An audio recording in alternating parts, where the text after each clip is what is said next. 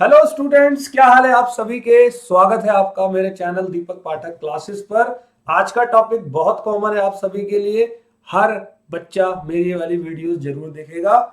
तो वीडियो क्या है सर? लॉ को लिखे कैसे, एग्जाम में हम लोग कैसे लिखे। और ये वाला जो टॉपिक है ये आपके लिए ज्यादा परेशानी का सबब तब बना जब आपका पिछला रिजल्ट आया। आपने पिछला रिजल्ट देखा, mathematics 96, accounts 88, economics 90, law 42 marks. तो क्या टीचर्स गलत पढ़ाते हैं? तो ऐसा तो नहीं है बिल्कुल भी। पूरे भारत में सारे अच्छे अच्छे लॉ के टीचर्स हैं, सबने बहुत अच्छा पढ़ाया। नंबर क्यों नहीं आ रहे सर?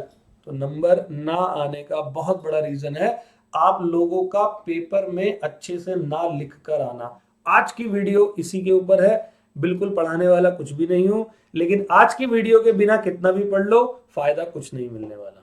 तो सुनो जरा ध्यान से।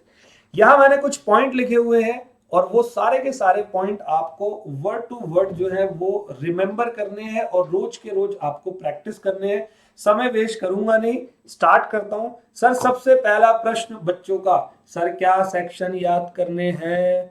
तो आंसर टीचर का कि मेरे प्यारे अगर याद होता है तो कर लो याद, याद नहीं होता तो पैनिक होने की जरूरत नहीं है। क्योंकि अगर क्वेश्चन का आंसर जब आप लिख रहे हो 99.9% भी अगर आप श्योर हो, 0.1% श्योर ना हो सेक्शन के बारे में, तो लिखना मत। क्योंकि सेक्शन गलत हो गया तो मार्क्स नहीं मिलेंगे, 0 नंबर मिलने वाले हैं। नहीं लिखने पर कोई ज्यादा प्रभाव, कुछ खास अफेक्ट इस बात का नहीं पड़ता है। तो सेक्शन तब लिखना जब 100% अंतरात्मा आपकी कह रही है कि मैं बिल्कुल सही कह रहा हूं, तभी लिखना, वरना लिखने की जरूरत नहीं है। तो सर लिखें कैसे? अब फॉर एग्जांपल कोई कॉन्ट्रैक्ट एक्ट का क्वेश्चन आ गया तो वहां पर आपको शुरुआत ऐसे करनी है, as per the provisions of Indian contract act. मान लो सेक्शन नहीं पता, जैसे आप कैपेसिटी टू कॉन्ट्रैक्ट में माइनर की बात कर रहे हो, सेक्शन नंबर 11 है। 12 की बात कर रहे हो किसका है? साउंड अनसाउंड माइंड का।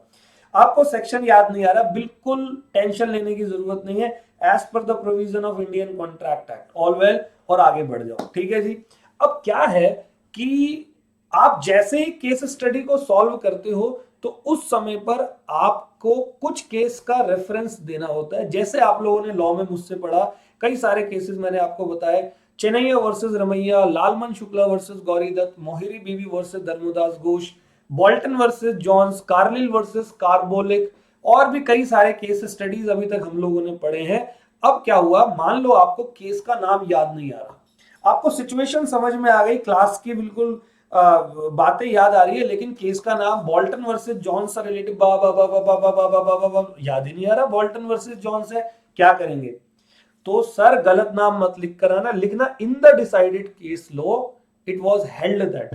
तो आपको केस स्टडी अगर नहीं आ रही है याद, केस लॉ का नाम याद नहीं आ रहा, तो करना क्या है? In the decided case law. Examiner को कोई परवाह नहीं है, आपको नहीं पता, इट्स फाइन, नो प्रॉब्लम। अब देखो, आईसीएआई का एक फंडा है। जब आप एग्जाम लिख कर आते हो तो एग्जाम लिखते वक्त आप लोग क्या करो, इंस्टीट्यूट की बुक, ये देखो मैंने यहां पर लिखा हुआ आईसीएआई की बुक पढ़ो और जितने भी मेन वर्ड्स है उसको हेडलाइन बनाओ और उस वर्ड को बार बार यूज करो, क्योंकि लॉ यूज करता है टेक्निकल वर्ड्स। तो आप ना टेक्निकल वर्ड्स को ज्यादा यूज करो और डेली बेसिस पर उसकी तैयारी करो। जैसे मैंने कुछ यहां पर वर्ड लिखे हैं, हम नॉर्मल लैंग्वेज में परमिशन की बात करते हैं, लेकिन हम लॉ में इसको कंसेंट बोलते हैं। फ्री कंसेंट याद होगा।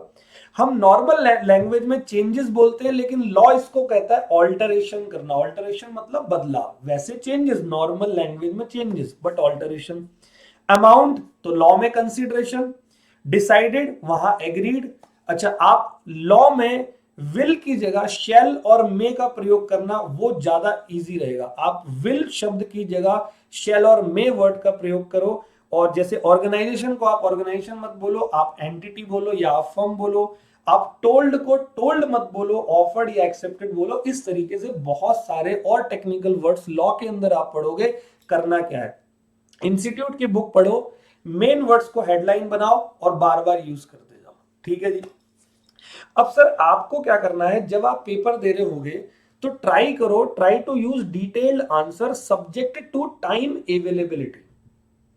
आपको अपना आंसर ना बिल्कुल डिटेल में देकर आना है। ये नहीं कि आपको केस स्टडी बेस्ड क्वेश्चन आया और आपने सीधा कंक्लूजन दिया और आगे बढ़ गए। मैं कई सारे बच्चों की आंसर शीट को, सर्टिफाइड आंसर शीट को देखा है मैंने, और उन सर्टिफाइड आंसर शीट को देखते हुए मैं इस कंक्लूजन पे पहुंचा हूं कि बच्चा क्या करता है, वो बच्चा डिटेल्ड आंसर ना लिखकर, क्वेश्चन में पूछा गया डायरेक्ट आंसर लिखकर आ जाता है, तो एग्जामिनर नंबर देगा कहां से आपको। तो याद रखना, केस स्टडी अगर आपके क्वेश्चन में आ रही है तो उन केस स्टडीज को आंसर देते वक्त आप कम से कम 4 पार्ट में उस केस स्टडी को डिवाइड कर देना। कितने सर? आपने यहां तो 5 पार्ट लिखवाए हुए हैं, वो 5वां क्यों है बताता हूं। पहला, किसी भी केस का answer provision of the act से शुरू करना, मतलब केस स्टडी किसी ना किसी प्रोविजन से रिलेट कर रही होगी, प्रोविजन लिख लेना। और मान लो उस केस स्टडी के अंदर किसी कोर्ट के डिसीजन, कोई जैसे चेन्नैया वर्सेस रमैया का के सिमिलर का कोई क्वेश्चन आ गया, तो आपको केस स्टडी का रेफरेंस देना है। तो नंबर 2, केस स्टडी नाम इफ एनी, अगर क्वेश्चन में कोई केस स्टडी का नाम है तो वो डालना, ठीक है। तो प्रोविजन आपने सबसे पहले लिख देना है, फिर आपको क्वेश्चन के फैक्ट लिखने हैं, और नंबर 3 उस फैक्ट की एनालिसिस करनी है। एनालिसिस में देखो मैंने लिखा है मर्ज लॉ विद द फैक्ट, जो लॉ कहता है वो फैक्ट के साथ आप मर्ज कर दो, एंड फाइनली आपको कंक्लूजन देना। देखो स्टेप बाय स्टेप करोगे ना 4 पैराग्राफ में। नंबर 1 प्रोविजन, प्रोविजन के साथ में केस स्टडी अगर कोई है तो उसका नाम लिख देना। Number 2 fact, and number 3 analysis, and number 4 conclusion. All well, in 4 step में अगर आप करते हो तो एग्जामिनर खुश होता है। आपने डायरेक्ट कंक्लूजन लिख दिया, उसका नंबर देने का मन नहीं करेगा आपको, ठीक है। और क्वेश्चन जितने मार्क्स का है उससे 1.5 गुना ज्यादा आप मल्टीप्लाई कर दो, हर आंसर को मैक्सिमम उतना ही टाइम देना है। जितने नंबर का क्वेश्चन है, जैसे 6 मार्क क्वेश्चन है, आप 9 मिनट से ज्यादा उसको मत देना, आप स्किप करो, आगे बढ़ो, बाद में देख लेंगे उसको। क्लियर है? तो ये मेरी अभी छोटी सी एक स्ट्रैटेजी है कैसे आपको लिखना है। अब एक और समस्या आती है बच्चों की, वो बहुत बड़ी समस्या है हैंड रिटन की, हैंड राइटिंग। सर क्या होता है, जब हम पेपर को लिख रहे होते हैं, 3 घंटे का हमारा पेपर है, शुरुआती 2.5 घंटे हम लोग बहुत अच्छा लिखते हैं, और उसके बाद जो है वो डॉक्टर वाली राइटिंग हमारी हो जाती है, हमें खुद समझ में नहीं आती हमने क्या लिखा है। क्यों सर? टाइम अवेलेबिलिटी नहीं रहती। 70 नंबर का पेपर तो बड़े प्यार से किया, बचे हुए 30 नंबर है, अब पेन आपका धड़ धड़ धड़ चल रहा है। तो बेटे खुद ही सोचो, आपकी हैंडराइटिंग बहुत बेकार होगी। चाहे आपने पूरा का पूरा टॉपिक लिखा है, चाहे टॉपिक आपने बहुत अच्छे से लिखा हुआ है, लेकिन हैंडराइटिंग अगर आपकी खराब होगी तो एग्जामिनर इरिटेट हो जाएगा और आपको वहां पर नंबर कम देगा। कई सर्टिफाइड कॉपी में देखा गया है कि सेम आंसर लिखने पर किसी बच्चे को मिले 80 मार्क्स और किसी बच्चे को मिले हुए हैं कितने, 61 मार्क्स। किसी को 65 नंबर मिले हैं सेम आंसर लिखने पर, किसी को 45 मार्क्स मिले हैं। सिर्फ और सिर्फ डिफरेंस क्या था? डिफरेंस था हैंड राइटिंग का। तो एक काम आपको अपनी हैंड राइटिंग पर भी करना है, ठीक है जी।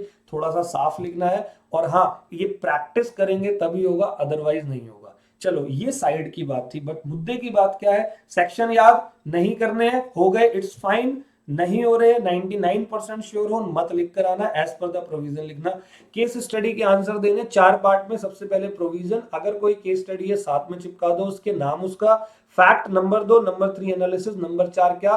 कंक्लूजन। किसी भी क्वेश्चन का आंसर जितने नंबर का क्वेश्चन है उसके 1.5 गुना ज्यादा टाइम अलॉट करो, और नहीं होता छोड़ के आ जाओ, अगला क्वेश्चन करो, एंड के टाइम पर देखेंगे। ऑल वेल, तो ये मेरा पूरा का पूरा आपके लिए एक छोटा सा चिट्ठा है। अब हम आने वाले समय पर अगली वीडियोस के अंदर मैं आप लोगों को बताऊंगा किस तरीके से क्वेश्चंस के आंसर लिखते हैं। बहुत जल्दी मेरी ये वीडियो आपके सामने आएगी, आप इस वीडियो को देखो और अच्छे से एनालिसिस करो। आप अभी कहां पर बैठे हुए हो? ठीक है जी, थैंक यू सो मच बच्चों, मिलते हैं अगले वीडियो के साथ।